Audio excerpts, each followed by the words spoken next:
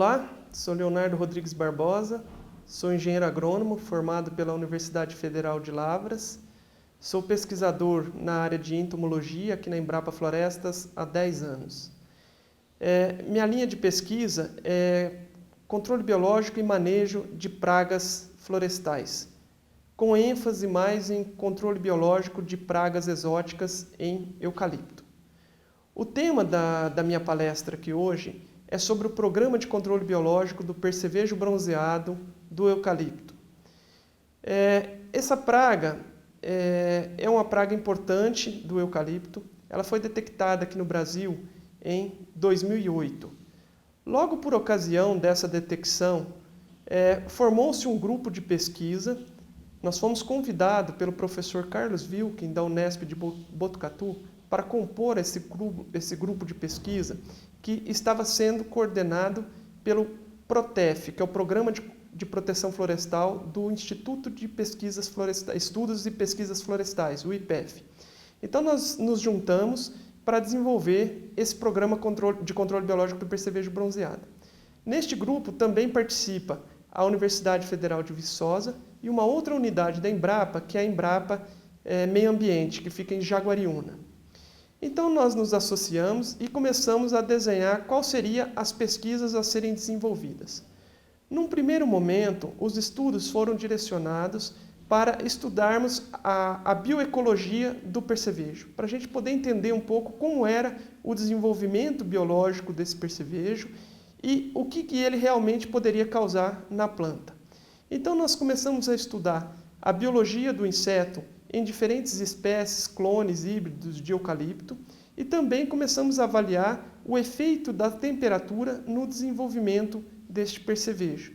Nós podemos constatar que as principais espécies, clones, híbridos plantados no país são suscetíveis a essa praga.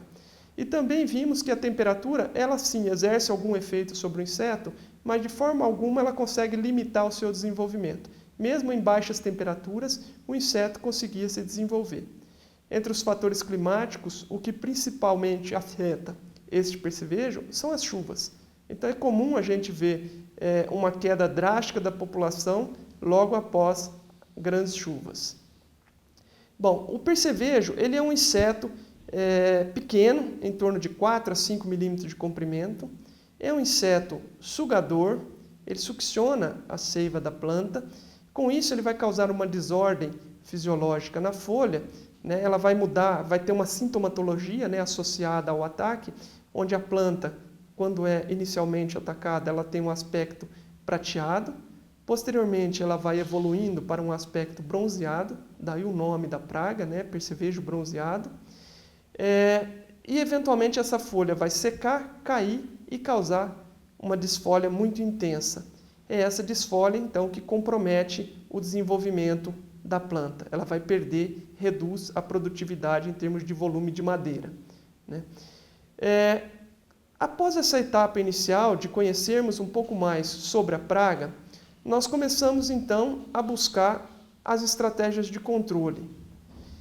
E a principal estratégia de controle focada aí dentro do projeto é o controle biológico. Embora nós também desenvolvemos algumas pesquisas com relação ao controle químico, né? Que o problema do controle químico é que existe uma série de restrições hoje impostas pelas certificadoras florestais aí que dificultam um pouco o seu uso de forma mais prática. Entretanto, nós entendemos que o controle químico deve ser pesquisado porque ele é extremamente importante no manejo das pragas, principalmente para conter grandes surtos. O importante é que faça um uso adequado, né? Adotando apenas produtos registrados para controle daquela praga, dando preferência para produtos que possam ser seletivos a inimigos naturais, né? Então foi feito alguns trabalhos com relação a inseticidas, mas o foco foi o controle biológico. Dentro do controle biológico, a primeira coisa feita foi a busca ou a prospecção por inimigos naturais nativos aqui do Brasil. Nós descobrimos que existiam alguns inimigos nativos, alguns predadores, percevejos predadores, alguns crisopídeos, que se alimentam do percevejo bronzeado. No entanto, esses inimigos naturais nativos, eles não têm uma eficiência muito grande para o controle. Eles exercem de alguma forma, eles contribuem de alguma forma para o controle da praga, mas de forma alguma eles conseguem suprimir a população. Bom, então nós tivemos que optar por uma outra estratégia de controle biológico. Nós descobrimos que na Austrália havia sido identificada uma vespinha que parasitava o ovo do percevejo. É o Clerucoides nuke, um Hymenoptero mimaride.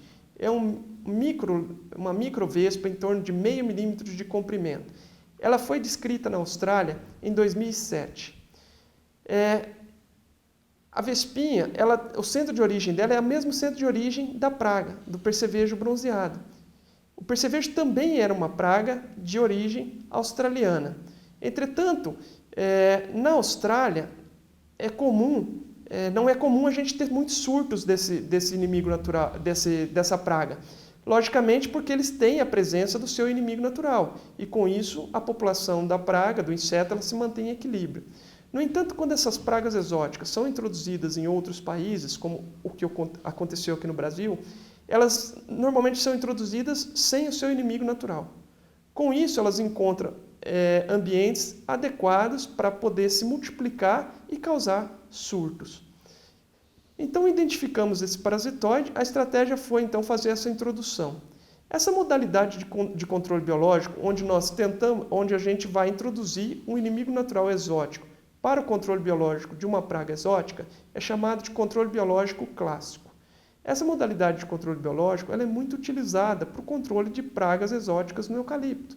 Nós temos exemplos, o psilídeo de concha, o pulgão gigante do pinus, são pragas que foram controladas aí através do controle biológico clássico. Então, em 2010, foi feita a primeira tentativa de introdução dessa vespinha da Austrália para o Brasil. Não obtivemos sucesso em função de vários problemas que ocorreram, né? Essa introdução ela requer conhecimentos mais sobre o inimigo natural, dominar uma estratégia para poder multiplicar a praga em laboratório. Então foram vários problemas até que nós conseguíssemos fazer essa introdução. Foram necessárias 5 tentativas, né? Nesse intervalo, onde estávamos fazendo as tentativas para introduzir o inimigo natural, nós começamos a desenvolver aqui uma estratégia para poder multiplicar o percevejo. Então, nós sabíamos que íamos introduzir um parasitoide e que teríamos que ter ovos do percevejo para poder multiplicar o parasitoide. Então, nós começamos a desenvolver uma estratégia para criar o percevejo em laboratório. O percevejo ele é criado em ramos de eucalipto. Hoje, aqui na Embrapa, nós utilizamos o eucalipto bentame, que se mostrou uma espécie bastante adequada para essa criação em laboratório. Então, esses ramos são dispostos na forma de buquê, eles são colocados dentro de frascos com água e os insetos são mantidos sobre esses ramos. É necessário, para que a gente possa obter ovos em grandes quantidades para o parasitoide, é necessário que nós tenhamos uma grande quantidade de insetos em cada buquê. Com essa presença do inseto nos buquês, nós colocamos tiras de papel toalha sobre esses buquês e é nessas tiras de papel toalha que o inseto vai fazer a sua postura, vai colocar seus ovos. E aí nós retiramos esses papéis e utilizamos ele para multiplicação do parasitoide. Então, uma vez definida essa criação do percevejo, em 2012, quando nós conseguimos fazer a introdução do parasitoide, tivemos êxito, né, na introdução, foi rápido depois para conseguirmos multiplicar esse parasitoide em laboratório. Então, nós conseguimos, iniciamos aqui na Embrapa em 2013 a multiplicação desse parasitoide, né? E nesse primeiro momento, quando o parasitoide foi liberado para multiplicação em laboratório, nós começamos então a fazer as pesquisas associadas a esse parasitoide. As primeiras pesquisas foram para definir qual a melhor idade do ovo do percevejo para podermos criar o parasitoide em laboratório. Então nós descobrimos que os ovos do percevejo, até 5 dias de idade, eles são parasitados pela vespinha. No entanto, essa taxa de parasitismo ela cai muito depois do 3º dia. Então, o mais adequado é utilizarmos ovos de no máximo 3 dias para podermos criar o parasitoide. Então, isso foi uma das primeiras pesquisas que a gente conseguiu desenvolver aqui na Embrapa. Posteriormente, nós começamos a avaliar alguns recipientes para a criação do parasitoide, né? Então, hoje já temos um recipiente padronizado para essa multiplicação. Depois, se vocês puderem acessar o site da Embrapa, vocês vão encontrar lá documentos em que tem todo esse procedimento de criação descrito, com fotos e imagens, né? Então, sugiro que vocês vão até o site para que possam acessar esse documento e vão ter um pouco mais de informação sobre esse sistema de criação, né? Então, nós começamos a desenvolver essa criação e uma das primeiras etapas, uma coisa importante que a gente fez nesse projeto, é que desde o início, esse projeto, nós contamos com a colaboração das empresas florestais. No início eram 18 empresas florestais que estavam contribuindo dentro desse programa cooperativo do IPF, né? Então nós tínhamos como compromisso desenvolvermos a pesquisa e como contrapartida fornecermos o inimigo natural para ser liberado no campo, né? Então é o que a gente começou a fazer desde 2012. Nós começamos a fazer essas liberações no campo, né? Várias empresas recebem, essas empresas que são vinculadas ao projeto começaram a receber esse inimigo natural e nós começamos a fazer as liberações desse inimigo natural no campo. Então, essas liberações elas têm sido frequentes e, paralelo a essas liberações, a gente vem fazendo novas pesquisas com relação à eficiência desse parasitoide. Então, hoje, o que nós estamos fazendo? Nós estamos estudando para avaliar qual o efeito de diferentes temperaturas no desenvolvimento e na taxa de parasitismo da vespinha. Por quê? Porque nós estamos liberando esse parasitoide desde o Rio Grande do Sul, onde nós temos baixas temperaturas, até o Maranhão.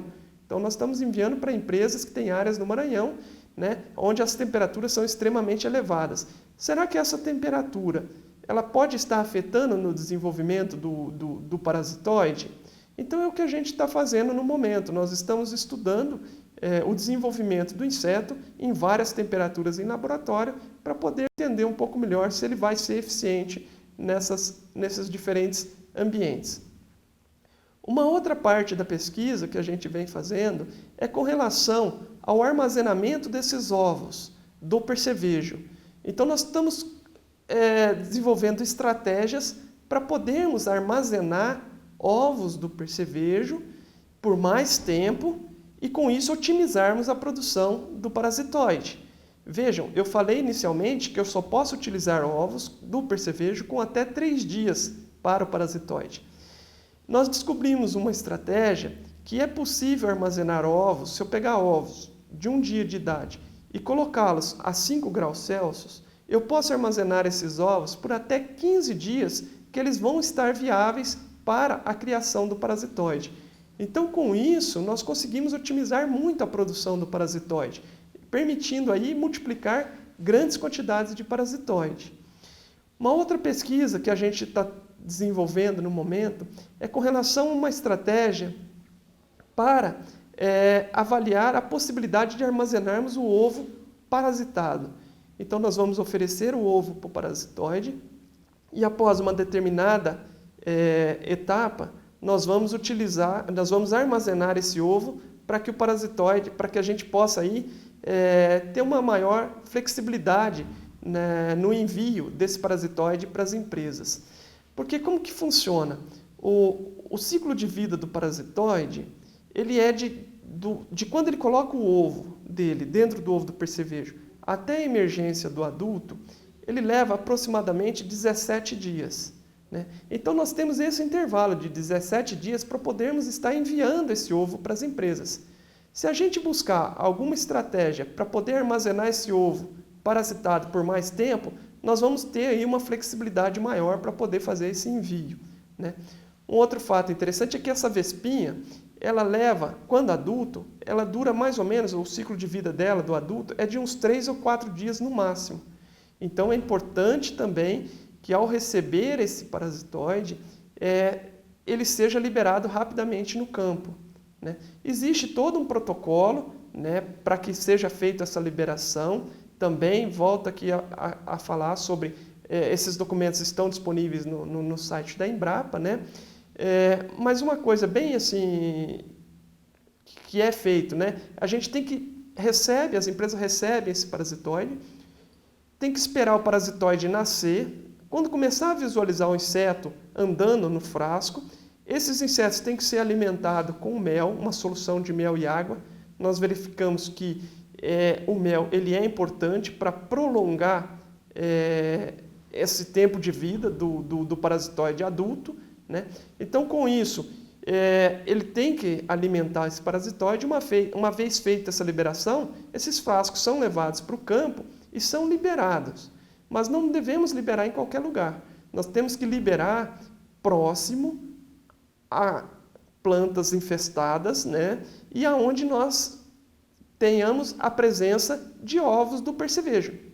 Então é importante identificar áreas onde você tem ovo do percevejo, de preferência ovos frescos. Como que você vai identificar no campo se o ovo está fresco ou não?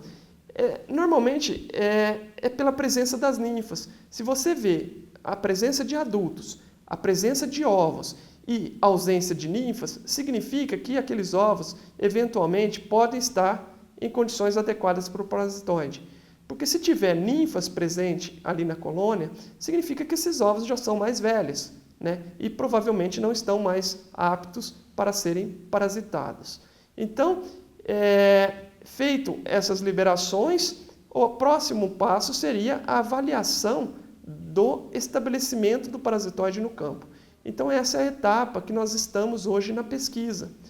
Nós estamos tentando avaliar no campo se o parasitoide está se estabelecendo nas áreas em que nós fizemos a liberação. Hoje nós já liberamos parasitoide em 9 estados brasileiros, do Rio Grande do Sul até o Maranhão, né? Então, praticamente todos os estados em que se planta eucalipto, nós já fizemos liberações do parasitoide. E nós estamos, então, agora fazendo visitas a essas empresas para podermos constatar se esse parasitoide está se estabelecendo no campo. Já conseguimos comprovar o estabelecimento em 3 estados, no Rio Grande do Sul, Minas Gerais e São Paulo. Nesses 3 estados, nós já fomos lá e conseguimos recuperar o parasitoide que foi liberado. Fizemos um estudo também prévio e verificamos que a taxa de parasitismo no campo ela está em torno de 50%. É muito próximo a que a gente está encontrando no laboratório, que é em torno de 52%. No primeiro momento, nós podemos dizer, poxa, 50% não é algo muito significativo. Mas se pensarmos que nós não temos outra estratégia de controle da praga, 50% é melhor do que nada, né? Então, é sim algo significativo, o principal agente de controle do percevejo bronzeado hoje, né, é a adoção do controle biológico, né? Enfim, como está? Hoje o percevejo ainda ele continua sendo um problema em vários estados. Nós temos infestações principalmente Rio Grande do Sul, São Paulo e Minas Gerais. Então são os principais estados que vêm relatando ainda problemas com o percevejo bronzeado.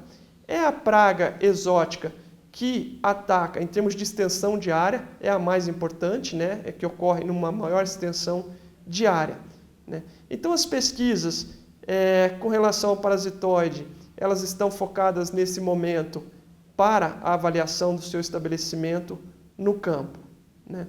Para concluir, nós gostaríamos de convidá-los para poder acessar o site da Embrapa, né? E poder buscar informações com relação a essas pesquisas que nós estamos desenvolvendo, né? Então, hoje, o principal foco, tema da nossa apresentação é o percevejo bronzeado. No entanto, esse projeto cooperativo também vem desenvolvendo pesquisas com outros insetos, como, por exemplo, a vespa de galha, né? Que também é um inseto importante que vem atacando o eucalipto, né? Principalmente plantios as mudas, principalmente mudas e brotações de árvores, né? É um himenóptero também, a vespa de Galha, é um inseto extremamente pequeno, em torno de 1 ou 2 milímetros de comprimento, o adulto, né? Ele coloca o seu ovo no interior do tecido das plantas. Desse ovo vai eclodir uma larvinha que vai se alimentar dos tecidos da planta. Ele vai causar uma desordem fisiológica ali dentro que acaba causando um entumecimento, né? O crescimento desordenado das células causa um entumecimento, que seria a presença das galhas, né? É um inseto que vem causando problema. Ele também vem, para controlá-los, a principal estratégia também vem sendo o controle biológico clássico, né? Foi feita a introdução de uma vespinha que parasita a pulpa da vespa da galha. Hoje, esse inseto ele vem sendo multiplicado, essa vespinha, ela vem sendo multiplicada no laboratório do colega lá, que é parceiro das nossas pesquisas, que é o professor Carlos Wilke, na Unesp, em Botucatu. Lá ele mantém uma multiplicação desse parasitoide que vem sendo liberada também para as empresas florestais que participam desse projeto cooperativo, né? Outra praga que também vem sendo estudada nesse projeto é o Gonipterus platensis. Esse já é um coleóptero, né? Um coleóptero que se alimenta de folhas do eucalipto. Ele já está presente aqui no Brasil desde a década de 50. Há muito tempo ele não vinha causando tantos problemas, né? Agora, de uns 4 anos para cá, nós temos detectados vários problemas associados a essa praga, né? E o grupo de pesquisa também está desenvolvendo projetos associados, né? Pesquisas associadas a essa praga. Enfim, esse modelo de trabalho ele é extremamente interessante, né? E é o que tem viabilizado as nossas pesquisas. Então, hoje nós somos vários institutos de pesquisas que se uniram, juntamente com a iniciativa privada, para que a gente pudéssemos, então, desenvolver as nossas pesquisas. Então, é graças a essas parcerias que nós estamos conseguindo avançar com os nossos trabalhos. Bom, gostaria de abrir agora um parênteses para contar um pouco da história de como o percevejo bronzeado ele chegou no Brasil, né? Então, como eu disse, é um inseto de origem australiana, né? Esse inseto lá na Austrália, ele foi detectado em 2005, mais ou menos, né? Em função de alguns problemas que começaram a ter na área urbana lá na Austrália, né? Eles começaram a detectar árvores, que é comum lá na arborização urbana, plantios de eucalipto. Então eles começaram a verificar que essas árvores, né, urbanas, elas estavam mudando a tonalidade de cor das folhas, estavam assumindo um aspecto bronzeado e estavam tendo uma desfolha muito intensa, né? E com isso eles verificaram que era um inseto, né, que na época ele foi nominado como Thaumastochores australicus, Hemiptera thaumastochoridae. Então, houve essa detecção lá na Austrália. Posteriormente, em 2006, na Argentina, foi verificada a presença de um inseto também causando problema em eucalipto, né, causando desfolha bastante intensa, e foram fazer então a identificação desse inseto na Argentina. E ao fazer essa identificação, o pesquisador verificou que se tratava de uma espécie nova e nominou essa espécie de Thaumastochores peregrinus. Com essa identificação, eles verificaram que lá na Austrália não era o Thaumastochores australicus que vinha causando problema, e sim o Thaumastochores peregrinus, né? Então, eles consertaram esse problema que houve de identificação inicialmente. Foram verificar que também esse mesmo inseto que saiu da Austrália, chegou na Argentina, estava presente na África do Sul. Tudo isso entre 2005 e 2007, mais ou menos, né? E posteriormente, então, na Argentina, ele começou a se distribuir, né? Na sequência, ele foi identificado no Uruguai. Depois do Uruguai, em 2008, né? Em junho de 2008, é que ele foi identificado no Rio Grande do Sul, na região de São Francisco de Assis. Naquela ocasião, em função de umas condições climáticas bem intensas, um frio muito intenso, esse inseto não se dispersou muito pelo país, né? Foi só apenas a partir de 2009, ali, 2010, quando ele começou a ser detectado em São Paulo, é que ele começou a se dispersar pelo país, né? Então, posteriormente, ele já se dispersou por todos os estados. Hoje ele está disperso por todos os estados que praticamente se planta eucalipto. Então, em todos os estados está presente o Thaumastochores peregrinus, né? É um inseto, então, que causou um certo impacto em função desse dano associado a ele, né? Então, em função desse grande impacto que ele causou, né, ao se dispersar por todo o país, foi que nos levou a formar esse grupo de pesquisa para poder estudar um pouco e tentar conter os problemas associados a essa praga, né? Então, foi a partir dessa dispersão dele pelo país que se formou o grupo de pesquisa, né, para a gente poder desenvolver os trabalhos. E lembrando novamente que a principal estratégia foi aí a busca pelo inimigo natural lá na Austrália. Bom, uma outra pergunta que talvez possa surgir é com relação a produtos químicos, né? Não existe produto químico para o controle do percevejo? Bom, o que a gente sabe é que hoje existe várias empresas da área de químicos, né, que está buscando registrar os seus produtos para o controle de pragas florestais, né? Houve, com essas introduções que a gente teve aí nos últimos anos, houve um interesse, então, das empresas voltar para o setor florestal e tentar buscar o registro dos seus produtos. Nós entendemos que esses produtos químicos, eles são importantes, né? Principalmente numa condição para conter os surtos dessas pragas, que, às vezes, numa condição de surto, o controle biológico ele não consegue atacar assim prontamente ou reduzir rapidamente a população da praga. Então é importante, às vezes, a gente tentar fazer uma associação aí desse controle químico com o controle biológico, procurando aí utilizar produtos químicos mais seletivos, né, que possam ser seletivos ao inimigo natural, que não venham causar nenhum impacto a esse inimigo natural, né? Então aí vale essa mensagem. O controle químico ele é importante, no entanto, a gente tem que direcionar para um bom controle químico, né? Usando produtos aí, apenas produtos registrados para praga e também, de preferência, produtos que possam ser seletivos aos inimigos naturais. O que é isso? Ele mata a praga e protege o inimigo natural. Ele não tem um efeito sobre o inimigo natural. Com isso é possível você associar o controle químico com o controle biológico e, de certa forma, conseguir aí obter êxito no controle da praga. Bom, então a gente gostaria de concluir novamente falando para vocês acessarem o site, né? E deixando aqui, eu gostaria de deixar meu e-mail, caso vocês tenham algumas dúvidas. Meu e-mail é leonardo.r.barbosa@embrapa.br. Nós lembramos ainda que o vídeo dessa apresentação vai ficar disponível no site do evento e também vocês vão poder acessá-lo no YouTube. Ok? Obrigado.